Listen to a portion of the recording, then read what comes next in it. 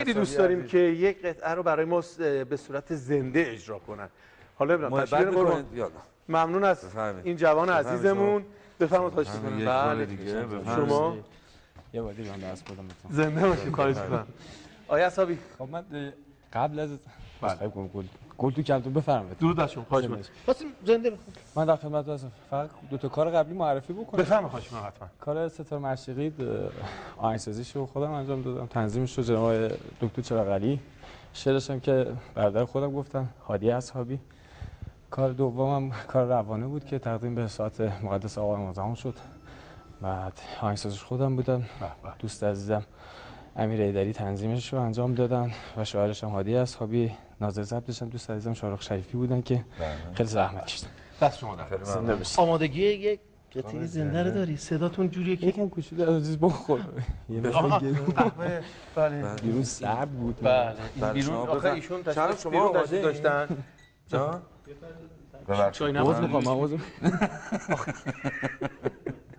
شما آماده این بفرمایید خواهش می‌کنم. نمیگه شما آماده می‌کنید من خودم بیام. نه خواهش می‌کنم. علی جان دست در نکنید. خواهش می‌کنم. گوش می‌کنیم. بفرمایید. تا مانده به جان هنوز جانی برگرد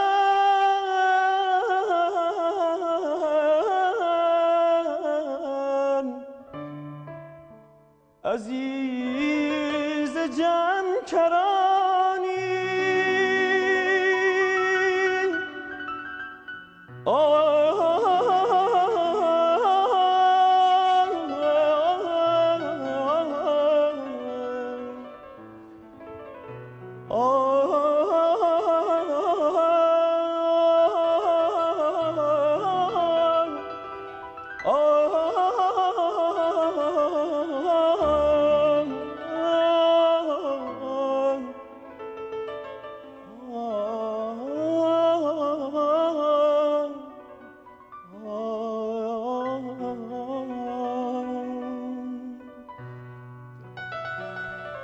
ممنون واقعا.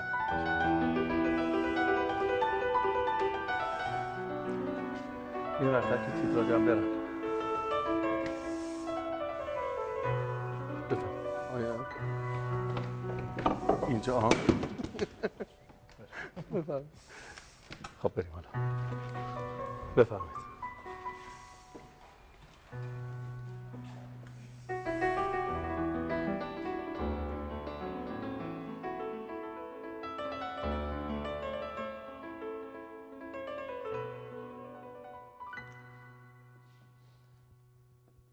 زمان مگر چه دیدی زمان چرا بریدی خزانه بی بهارم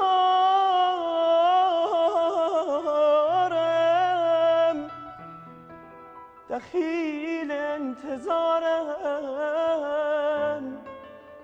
دخیل انتظارم دخیل انتظارم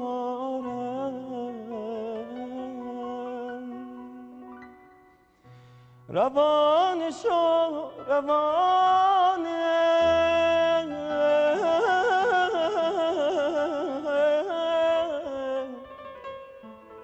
به سوی آشیانه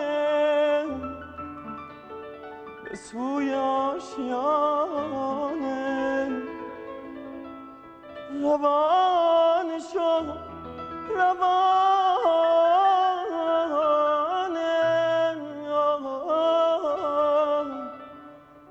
به سوی